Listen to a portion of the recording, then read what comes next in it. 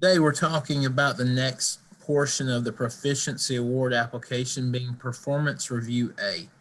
Performance Review A is not tied directly to AET. However, there are several tools and places in AET for your students to record this information, which will be helpful when filling out Performance Review A.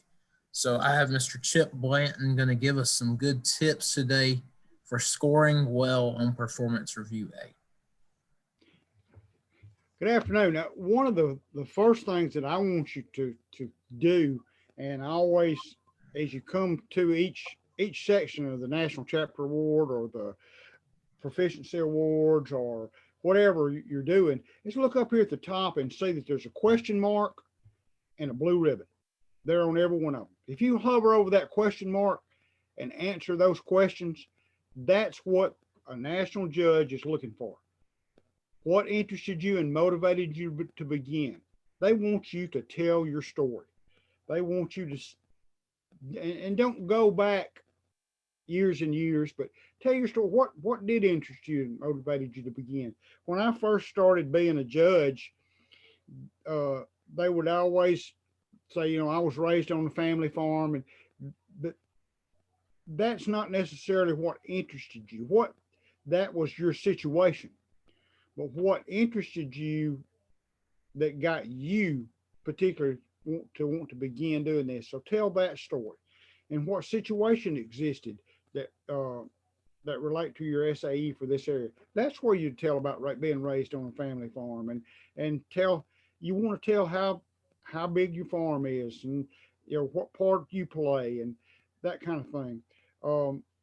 Did a particular person or situation or event create interest?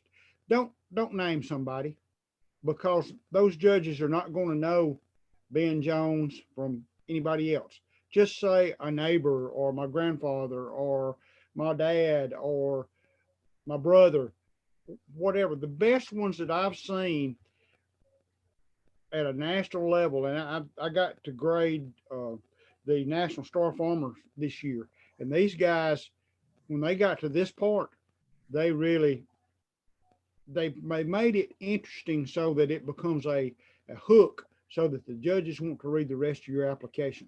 So this part needs to be easy to read, it needs to make sense, and it needs to be in an order that is sort of chronological order. And also to check to see if you've done what you're supposed to do, hover over that blue ribbon, and it will give you the actual rubric. Do you have an understanding of what your SAE program is? Now, a lot of SAEs will fit in several different areas. This needs to relate directly to the SAE that you are entering at this time. If you want to enter this same set of numbers in another SAE, that's fine. There's nothing wrong with that at all. But you need to go back and change this part right here, and in fact this whole page, because it needs to relate to your particular SAE, not kind of relate to it. You can't enter the same Performance Review A in 2 or 3 different areas and it makes sense. It needs to be easy to read and it needs to make sense, and you need to explain things like barter here. You need to and the best ones that I've seen start out right here saying, a lot of what I do, I get through barter, or I get through non-cash exchange, or I get through this, or I started with 3 calves that my grandfather gave me when I was born. That's how I got in the cattle business. Things like that. Tell your story right here and get the judge interested in your SAE.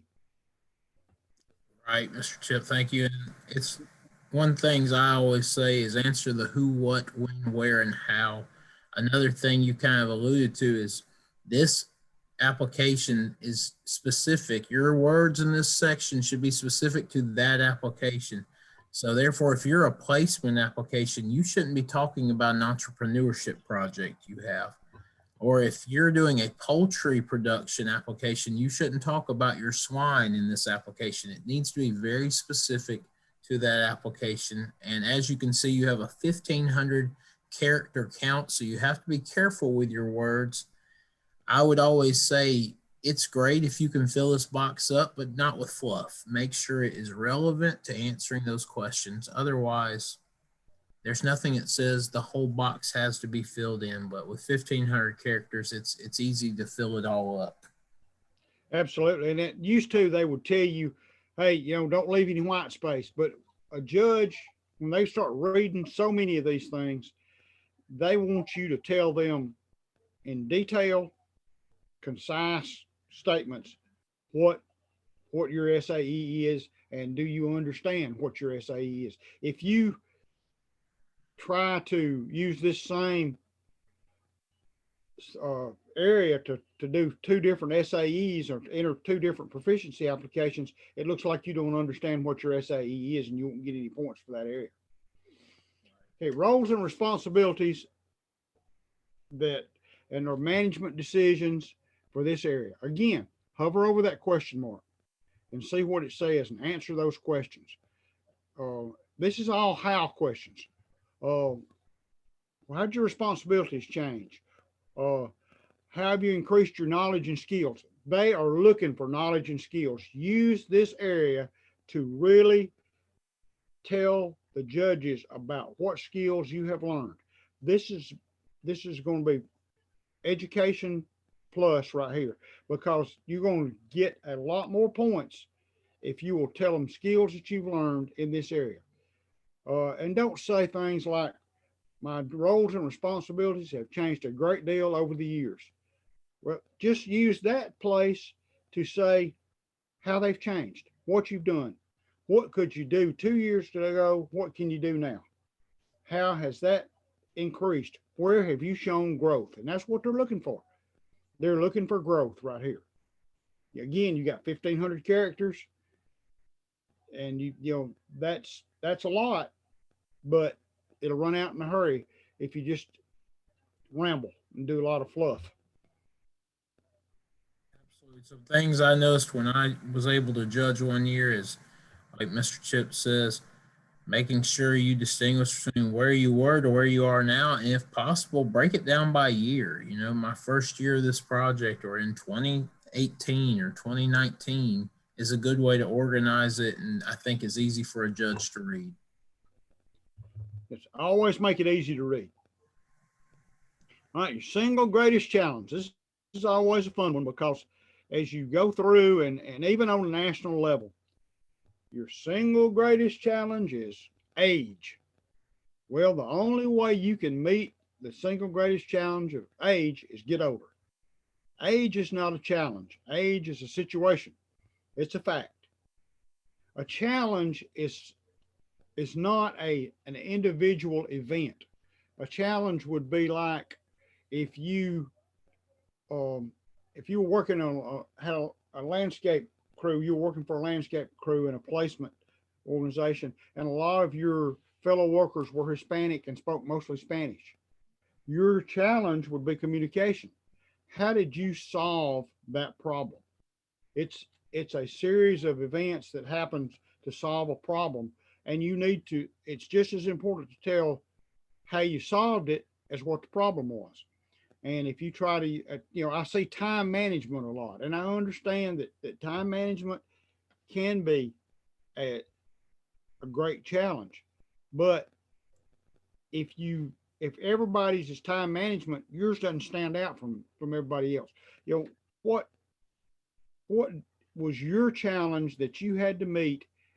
And don't make it like, my biggest challenge was I had to dehorn this calf, and so I had to sit on top of him because we didn't have a squeeze chute. Your biggest challenge would be learning to dehorn cattle. And how did you solve that problem? Did you watch YouTube, or how did you get some help from somewhere? How did you solve that problem? That's what they want to know, what the problem was, what the event, not the event, but the situation was, and how did you go about solving that problem? And you got to be specific and use insight into management skills that you learned. Again, they're looking for skills all the way through these different areas, and the skills that you develop are what's going to score more points. I know these are only 3 points apiece, but these really get a judge's attention and make him want to go on and read the rest of your application. So these are important. Absolutely. If you can grab their attention on the first page, it will help you in scoring all the way throughout. So thank you for those tips, Mr. Chip. In our next video, we'll move on to Performance Review B.